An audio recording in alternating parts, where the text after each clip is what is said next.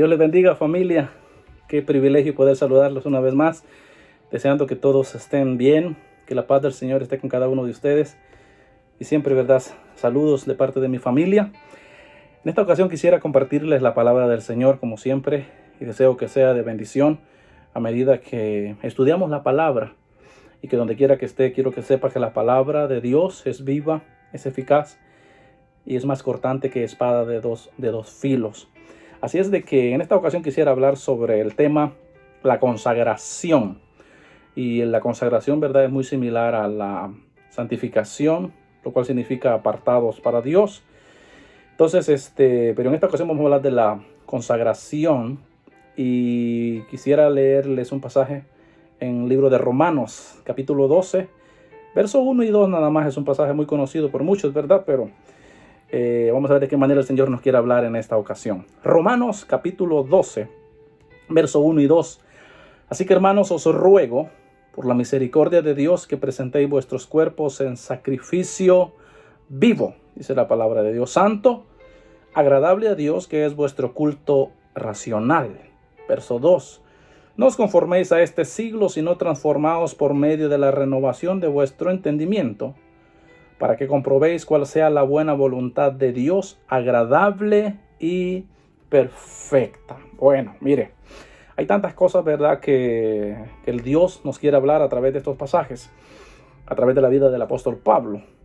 Cuando el apóstol Pablo, en los pasajes anteriores, más que todo, él está puntualizando los principios del evangelio, lo cual también le llamamos doctrinas, ¿verdad?, o enseñanzas. Pero cuando él llega a este punto, en el capítulo 12, él, ¿verdad?, hace un llamado de lo más profundo de su corazón a la iglesia, al pueblo, a no solamente a escuchar, ¿verdad?, sino a consagrar a Dios todo nuestro ser, no solamente a acumular quizás conocimiento, sino también presentar, ¿verdad?, dar ese paso de acción. Eso es importante. Es como ve que uno pasa, ¿verdad?, mucho tiempo pues estudiando. Por ejemplo, si uno quiere una carrera secular, se prepara uno por mucho tiempo. Luego llega el tiempo en el cual uno tiene que ejercer para lo que se ha preparado. Esto es de alguna manera lo que el apóstol Pablo ha venido haciendo en los capítulos anteriores, y llegamos a este punto donde él dice: ahora quiero que la iglesia, que el pueblo de Dios, vaya a la acción. Y entonces él, ¿verdad?, comienza diciendo: así que, hermanos, os ruego por las misericordias de Dios que presentéis vuestros cuerpos en sacrificio vivo, santo, agradable a Dios, que es vuestro culto racional. De alguna manera es un ruego del alma que él hace a la iglesia, a que presenten no solamente su mente, su corazón, su alma a Dios, sino también sus cuerpos. Y es allí, ¿verdad?, donde a muchos pues se les hace fácil decir: bueno, yo le doy mi cuerpo, mi alma al Señor, pero yo me voy a quedar con mi cuerpo. Entonces le dicen a Dios: te doy el alma, pero hago con lo que yo quiero, ¿verdad?, con mi cuerpo, porque es mío y yo soy dueño de él. Sí y no, ¿verdad? Porque también el cuerpo le pertenece al Señor. La Biblia dice que Dios quiere nuestro cuerpo en sacrificios vivos para Él. En otras palabras, Él no le está pidiendo, ¿verdad?, a los muertos que lo hagan, sino que nos está pidiendo a nosotros. Entonces es importante, como digo, lo que nosotros hacemos con nuestro cuerpo, porque es en el cuerpo donde está, usted sabe, nuestro espíritu, nuestra alma, y ahí también es donde está morando el Espíritu de Dios en todo cristiano, en todo creyente. Dice que está en nosotros morando el Espíritu de Dios. Entonces el cuerpo en sí es el vehículo o el estuche donde está lo valioso, lo importante que Dios ha depositado en nosotros. Y es por eso que el apóstol Pablo hace un llamado a la iglesia, hace un llamado a nosotros, que presentemos también nuestro cuerpo en sacrificios vivos para el Señor. Porque es importante, ¿verdad? Uno puede decir, bueno, realmente soy yo el que importa, pero usted no va a vivir en una casa, en una habitación. Usted no va a estar, ¿verdad?, viviendo en un lugar sucio, en un lugar quizá que no haya la higiene suficiente. Entonces, usted cuida también del lugar en el cual usted está viviendo, en el cual sus hijos están viviendo, están creciendo. Usted está preocupado porque ese lugar esté limpio, lo mejor posible, ¿verdad? ¿Por qué? Porque usted y su familia viven ahí. Entonces, así también con nuestro cuerpo. Uno no puede decir, nomás me voy a preocupar por lo que es el alma, que es lo que Dios quiere, o verdad, o mi corazón, que es lo que Dios quiere. No, sino también que tenemos que tener el cuidado de nuestro cuerpo, ¿verdad? Como digo, porque eso también es importante. Así como la importancia que le damos al alma, así como la importancia que le damos a nuestro espíritu, la importancia que le damos al Espíritu de Dios, también es importante que nosotros cuidemos y le demos la importancia a nuestros cuerpos. Si queremos gozar del derramamiento de Dios, podríamos decir, de esa comunión que Dios quiere derramar sobre nosotros, ese poder de Dios, podríamos decir, ¿verdad? Quizá hay gente que no toman ese tiempo, podríamos decir, o no tienen ese cuidado de presentar también sus cuerpos al Señor como Él quiere. ¿Para qué? Para poder, como digo, disfrutar de una comunión íntegra delante del Señor. Porque imagínese usted que uno dice, bueno, te presento mi cuerpo, pero mi alma no te pertenece. No puede ser, ¿verdad? O te presento mi corazón, pero mi alma y mi cuerpo no. Dios quiere todo de nosotros.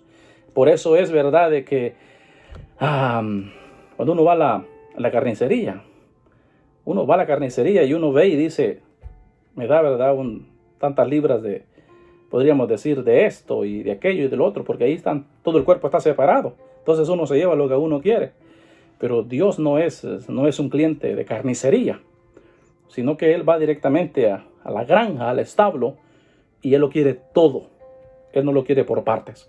Él quiere de nosotros todo nuestro ser, cuerpo, alma y espíritu, porque Él se entregó todo en la cruz del Calvario por nosotros.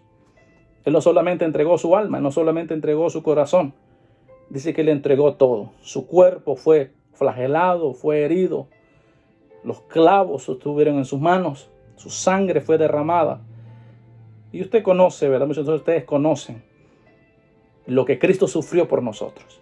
Entonces Él también, de alguna manera, espera que nosotros, ¿verdad?, vengamos, como digo, a Él completos y que seamos todos los días, podríamos decir, como un sacrificio vivo delante de Él, que nuestra vida en sí, nuestro caminar con el Señor, sea todos los días un sacrificio vivo. El apóstol Pablo dijo, para mí el vivir es Cristo. Mire, para mí el vivir es Cristo.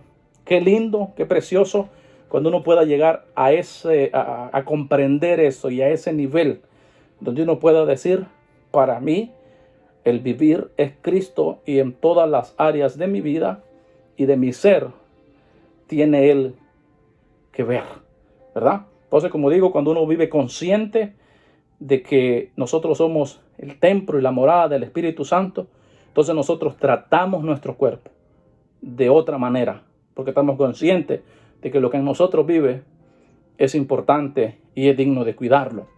Luego dice el apóstol Pablo que lo presentemos, ¿verdad?, como un culto racional.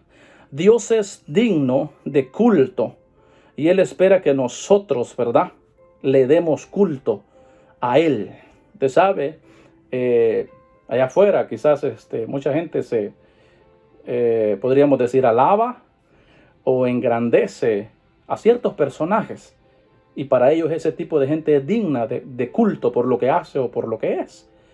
Entonces, para nosotros, para los cristianos, para el pueblo de Dios también, Dios es digno de nuestro culto, de nuestra alabanza, de lo mejor para Él. Mire, Él no espera que el impío o el pecador le alabe o le busque o se entregue a Él o le rinda alabanza a Él, porque no lo van a hacer. Y Él no lo espera. Él espera eso ¿de quién? De la iglesia, de su pueblo. Es que Él espera alabanza, adoración, entrega, separación, ¿verdad? Consagración para Él. Es como, por ejemplo, si usted, ¿verdad? Uno va a esperar que otro venga y le pague sus cuentas, ¿verdad? Sería algo que no va a suceder, casi no sucede. Bueno, al menos a mí no me sucedió, no sé si a usted. Pero bueno, casi si uno se pone a esperar, bueno, hay alguien más va a venir y va a pagar las cuentas que yo tengo. No lo va a hacer alguien más. Entonces Dios también es así. O por ejemplo, usted no va a decir, bueno, me voy a quedar aquí viendo a ver este arbolito de naranja, ¿verdad? A ver cuándo da mangos. No va a suceder. No va a suceder jamás. Así también Dios. Él no espera, como digo, de otro pueblo, de otros discípulos, la adoración o la búsqueda, sino de nosotros, de su propio pueblo. Y es triste que los escogidos, sus discípulos, la iglesia, usted y yo, ¿verdad? Que somos, como digo, los llamados a hacer esa labor, a hacer esas acciones, no las estemos haciendo. Es triste. Es triste. Estamos metidos en muchas otras cosas, ¿verdad? No sé, miles de cosas. Menos en querer presentar nuestra vida o nuestro cuerpo como un sacrificio agradable delante de Dios todos los días. Es increíble la cantidad de cosas y lugares en los cuales nosotros tenemos de alguna manera metidas las narices, o estamos nosotros metidos en todo, ¿verdad? Queremos saber todo lo que está pasando a nivel mundial, a nivel local, a nivel personal de nuestros vecinos y todo. Queremos saberlo todo de ellos. ¿Qué está haciendo aquel? ¿Qué está haciendo aquella? ¿Qué está pasando aquí? ¿Qué está pasando allá? Queremos saberlo todo. Y lo que realmente nos compete, no lo estamos haciendo. Eso es mi sentir en mi corazón. Y al estar, ¿verdad?, meditando en esto, viene a mi corazón que eso no lo estamos haciendo. Como digo, estamos metidos en muchas otras cosas y estamos dejando de hacer lo que Dios pide que hagamos. No sé si usted se ha dado cuenta que lo que Dios pide que nosotros hagamos no lo hacemos, y lo que Dios no nos pide que hagamos, eso es lo que hacemos, tristemente.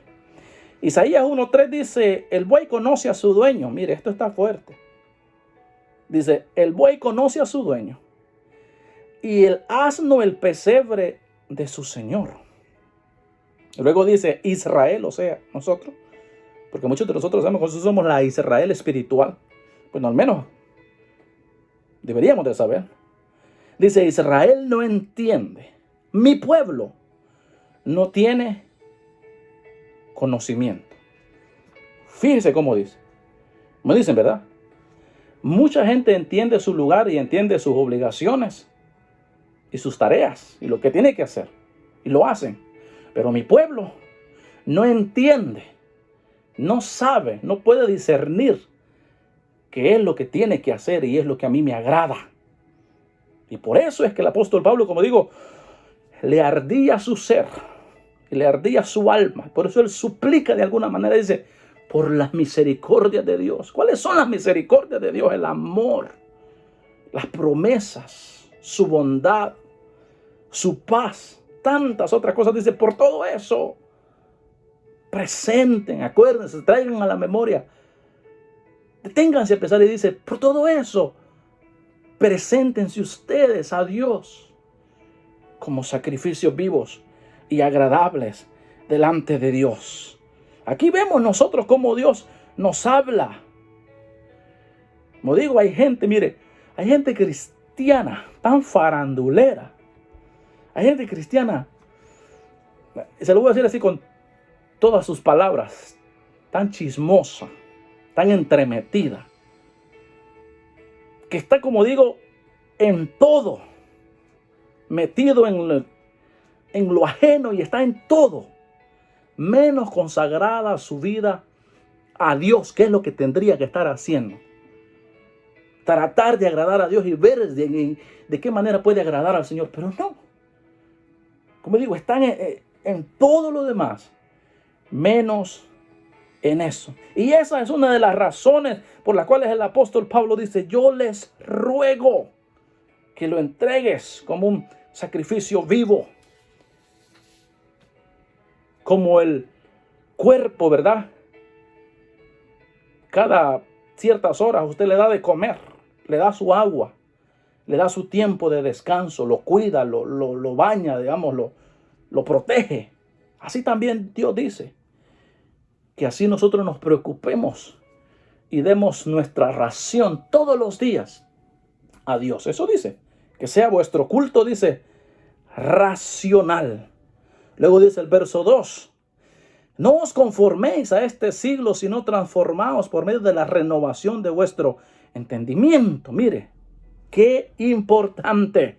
Las consecuencias de la consagración, la no conformación a este mundo. La no conformación a este mundo. ¿Y de qué manera yo no voy a estar conformado a este mundo? Bueno, cuando yo esté consagrado, entregado a Dios, ya no voy a estar conformado a este mundo. Ya no voy a estar tan preocupado, tan angustiado o tan pendiente de lo que está pasando. ¿Por qué? Porque estoy entregado, estoy consagrado, estoy buscando de las cosas de Dios, lo que dijo Cristo: buscad las cosas de arriba, de donde vino Cristo, donde está el Padre. Hay que buscar las cosas de arriba, no de abajo. Porque como digo, hay gente que está más preocupada por las cosas de abajo. Y eso no quiere decir que uno tiene que estar desinformado, ¿verdad? O desactualizado. No, está bien estar actualizado e informado, pero no sumergido. No, y no dejar que eso tome el lugar que le pertenece a Dios en nuestro corazón, en nuestra vida, en nuestro tiempo. Para nada. Y esa es la preocupación que hay, que la gente se distrae y se sumerge más en lo que no tiene que estar que lo que sí tiene que estar. No hay manera que los muertos sigan las reglas de este mundo. Dios no le pide a los muertos que hagan lo que a usted como vivo le pide. Por eso Él dice: vosotros presentáis vuestros cuerpos como un sacrificio vivo. No está pidiendo a los muertos. Los muertos no tienen nada que ver en todo esto. Se lo está pidiendo ¿a quiénes? A los vivos. Y mire qué tremendo es, porque los muertos ya no se preocupan tanto por las cosas, ¿verdad?, de este mundo. Podríamos decir nada. Imagínense, dice la Biblia que nosotros estamos como muertos al mundo y vivos para Cristo. La pregunta es, ¿esa palabra que dice la Biblia se ha cumplido en nosotros? ¿De verdad estamos muertos para el mundo y vivos para el Señor? Hay que pensarlo. ¿O será que será al otro lado, muertos para Dios y vivos para el mundo? Hay que preguntarnos, ¿verdad? Eso es lo que dice Gálatas, capítulo 1, versos 3 y 4, dice: gracia y paz sean dadas a vosotros de Dios el Padre y de nuestro Señor Jesucristo. Dice: el cual se dio a sí mismo por nuestros pecados, para librarnos del presente siglo malo, conforme a la voluntad de nuestro Padre, ¿verdad?, de nuestro Dios y Padre. El que está por completo en las manos de Dios no tiene por qué preocuparse. El que está entregado por completo no tiene por qué preocuparse. Como cuando el apóstol Pablo dijo, ¿verdad?, que el que está en el ejército, el que está en la milicia, no se enreda en los negocios del mundo. Eso también aplica a nosotros, a usted y a mí. Aplica eso. Es importante cómo Dios nos está llamando a decirnos: no se conformen, conságrense, entréguense por completo. ¿A quién? A Dios. Luego dice, ¿verdad?, la renovación de nuestra mente. Y mire, y allí hay mucho trabajo cuando se trata de renovar nuestra mente. Allí hay mucho trabajo que hacer. porque estamos viciados, estamos de alguna manera contaminados y está trabado esa cosa ahí. Y hay una tarea enorme que hay que hacer en nuestra mente. La renovación exterior, digamos, el cambio en nosotros no se va a hacer notable, no va a ser evidente hasta que no haya una transformación en la mente y en el corazón del individuo. Hasta que no vaya eso, no se va a notar, no se va a ver. Vamos a continuar siendo los mismos. Vamos a hablar de la misma manera, vamos a pensar de la misma manera, vamos a actuar de la misma manera. Vamos a estar cayendo en las mismas cosas todo el tiempo. ¿Por qué? Porque no hay una renovación en nuestra mente. Entonces, si queremos ver cambios en nuestro exterior, si queremos ver cambios en nosotros, si queremos ver cambios afuera, tiene que haber un cambio en nuestra mente. Así es que, como digo, no experimentaremos esos cambios significativos en nuestras vidas si primeramente no renovamos nuestra mente. La presentación es nuestra y la renovación, eso es de Dios. Mira, está poderoso. Nosotros nos presentamos delante de Él. Aquí estamos, Señor. Haz tu obra en nosotros. Y Él es poderoso para obrar en nuestras vidas, nuestra mente. Él es poderoso para hacerlo. Pero nosotros tenemos que presentarlo. Y ya la renovación, pues eso, ¿verdad? Está en Él.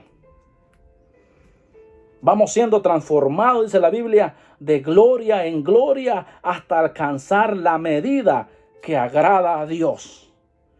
Si deseamos realmente una vida renovada, tendremos que tener una mente renovada. Si no, no hay cambios. Si no, no va a suceder. ¿Verdad? ¿Por qué? Porque acuérdense que dice que nuestra boca habla lo que hay en nuestro corazón. Y si queremos conocer a alguien, como dijo alguien por ahí, simplemente escúchalo hablar. Y cuando hablan, usted se da cuenta de lo que hay en su corazón sin tener que ser un cirujano. Por eso Dios nos llama a renovarnos, a presentarnos a Él, todo nuestro ser. Y luego va a suceder algo poderoso. Para que comprobéis cuál sea la buena voluntad de Dios, agradable y perfecta. Mire, ¿cómo vamos a comprobar? ¿Cómo vamos a experimentar cuál es la voluntad de Dios? Porque allí hay mucho dilema y hay, podríamos decir, ha sido una lucha de muchos. No solamente la suya, de muchos. ¿Cuál es la voluntad de Dios? ¿Qué es la voluntad de Dios? ¿Cómo saber cuál es la voluntad de Dios? ¿Cómo saber si lo que estoy haciendo es la voluntad de Dios? Y como digo, eso es un trabajo también fuerte de muchos. Pero al darnos plenamente podemos experimentar la voluntad de Dios.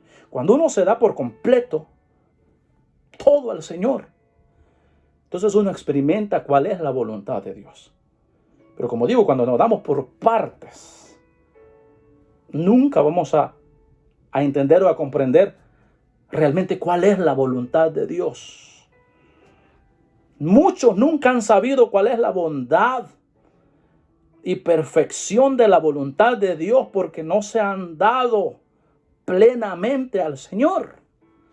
Siempre han vivido sus vidas a medias, en todo. Comienzan un trabajo, ya no quiero. Ahí lo dejaron al trabajo a media. ¿Verdad? Comienzan con el ejercicio los primeros meses. Con todo, ¿verdad? 5 de la mañana, antes de irme al trabajo. Después que vienen otra vez. Pero después de un tiempo, ahí lo dejan otra vez. Ya no quieren seguir. Y muchas cosas dejan a medias. Y luego también en el nivel espiritual, el nivel de entrega, también están a medias. Usan aquel pretexto de decir, Señor, tú conoces cuál es mi debilidad. Esos son pretextos. Señor, tú sabes que somos imperfectos y vivimos en un mundo imperfecto. No, esos son pretextos. Nunca se han entregado por completo. Nunca se han dado por enteros al Señor. Y es por eso que nunca han experimentado la voluntad de Dios, la bondad de Dios por completo, porque no se han dado por completo. Hay gente que a veces mira a alguien y dice, ay, esa persona es enojada o es gritona o es aquí y lo otro. ¿Por qué? Porque le han contado por una vez que lo vio. Pero mi pregunta es, al tratar a esa persona, al hablar con él, al profundizar con esa gente, no se da cuenta que son diferentes. Y uno dice, realmente no era esta persona como me lo habían dicho o como yo lo veía. Faltaba ¿qué cosa? El trato con esa persona. Así es también con Dios. Muchas cosas que has escuchado de él, muchas cosas quizás no tienes el pleno conocimiento, pero ya cuando tratas con él, cuando te acercas a él, cuando te entregas a él, te das cuenta que realmente Dios es a veces totalmente diferente del Dios que nosotros conocemos, del Dios que nosotros realmente entendemos. Como dijo Job dijo, yo de oídas te había oído, yo había escuchado de ti por ahí, pero ahora le dice, yo te conozco. Y eso es lo que Dios quiere de todos nosotros, que nos entreguemos por completo, que estemos todos sumergidos en él, de tal manera que podamos experimentar cuál sea su buena voluntad. Y no, como digo, estar siempre a medias. Pero la voluntad de Dios, para algunos, ¿sabe qué? Cuando escuchan la voluntad de Dios, a algunos les incomoda la voluntad de Dios. Tienen miedo a la voluntad de Dios. Les causa espanto. Les preocupa cuál sea la voluntad de Dios. ¿Por qué? Porque nunca han experimentado la alegría y la satisfacción que es recibir la voluntad de Dios, la cual dice la palabra es agradable y es perfecta. Y el apóstol Pablo dijo, y nos conocemos ese pasaje, Romanos 8. Y todas las cosas ayudan a bien a los que aman a Dios. Lo conocemos muchos de memoria. Pero cuando se trata de vivir y de recibir la buena voluntad de Dios, a veces tenemos, como digo, temor y muchas preguntas. La Biblia dice, es buena y es agradable al final. No debería de incomodarnos. Deberíamos de disfrutarla y recibirla con alegría. Y decir, Dios, siempre tu voluntad es agradable y es perfecta para mí. Hasta que nos entreguemos por completo a Él, comprenderemos que su voluntad para nosotros siempre obra para bien. Todas las cosas ayudan para bien a los que aman al Señor. Así es de que el deseo de Dios, el anhelo de Dios, es que nosotros nos entreguemos por completos y que dejemos ya estar a medias en todo, por completo. Es poner las cartas sobre la mesa y decir, desde hoy en adelante las cosas se van a hacer bien. Tomar una decisión. Dice que de vez en cuando Dios llama a sus siervos a cuentas. Y ahora Dios está llamando a algunos a cuentas. Y les está diciendo, tú, es tiempo de que te pongas a cuentas. Es tiempo de que tenemos una decisión. Y decir, desde hoy en adelante, no voy a estar a medias. Ni a medias en tu matrimonio, ni a medias en tu trabajo, ni a medias en tus decisiones, ni a medias en tu relación y en tu entrega con Dios. Completo, con todo. Como dicen, cuando uno se sumerge, ¿verdad? Yo no sé si a veces yo me acuerdo una vez que allá, ¿verdad? En mi país, fuimos al río, unos amigos y yo, y justo cuando llegamos había alguien que ya se estaba ahogando en el río. Y uno de mis amigos, sin pensarlo, así como iba, se tiró. Camisa, pantalón, zapatos, cartera, con todo al agua, cuando vio la necesidad. Como esa acción, Dios quiere que algunos de ustedes tomen hoy de meterse con Él con todo. Yo te aseguro que Dios no te va a fallar. Y vas a entender que su voluntad es buena y es perfecta para tu vida. Que Dios te bendiga y Dios te guarde. Bye bye.